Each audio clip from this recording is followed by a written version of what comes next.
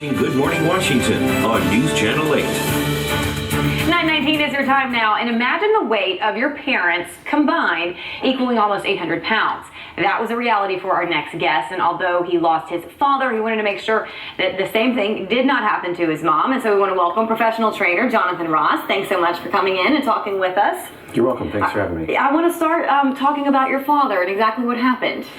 Well, he just got progressively overweight from making small choices over a long period of time. A little more eating of the wrong foods, a little less activity, and sitting still year by year.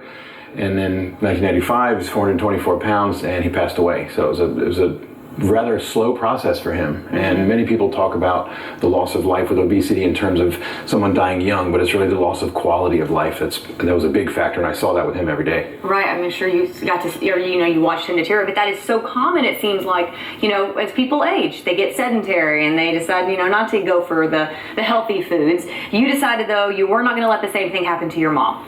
Right, well, I also decided that it was going to start with her, and then that also led to my career in fitness. But for her, it was she had a moment of awareness where she decided it was time to change, but she made changes at her own pace. And I wasn't even really that good at delivering information back then because I just kind of made the decision to start working in fitness. But certainly it was great to see her slowly and steadily keep working and always moving forward through the process of getting healthier. And you see the transformation when someone goes from a life that is very limited when they live with obesity. And I like to say it stinks when your world shrinks. And so I saw that with my dad, because his world got smaller in terms of I would have to tie his shoes as a teenager. I'd have to sometimes scrub his back in the shower, and he would do less because everything you and I take for granted as far as a physical movement feels like a big engineering problem.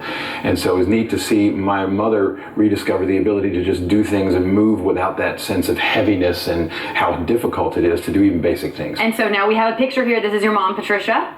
Yes. Okay, and so what kind of little steps did you start with? Because, for somebody who is overweight, the idea of undertaking, a complete physical overhaul, it's a little daunting. It is. So what are the first steps, the baby steps that you can take? Well, they say the journey of 1,000 miles begins with one step, but so does a very short journey that you give up after 2 weeks. So it's important that those first steps are very critical. So the key for her was to do changes that she felt like she could do at the time. Now, most people think you feel like I've got to lose all this weight, and you have this big moment where you pound your fist on the desk and you have a lot of changes happen, and that's very often not the case. Success comes when you make small changes and then you do them over time. So for her, she was really most interested and most willing only at first to make nutrition changes. So I started coaching her on how to make better food choices. And then a couple years later, that's when she got willing to start adding in exercise. And then the photo that you just saw was her near the end of her journey doing exercise, but she didn't really even start that until a couple years after. But she made the changes at her own pace, and that's essential for anyone seeking change, is to do it at a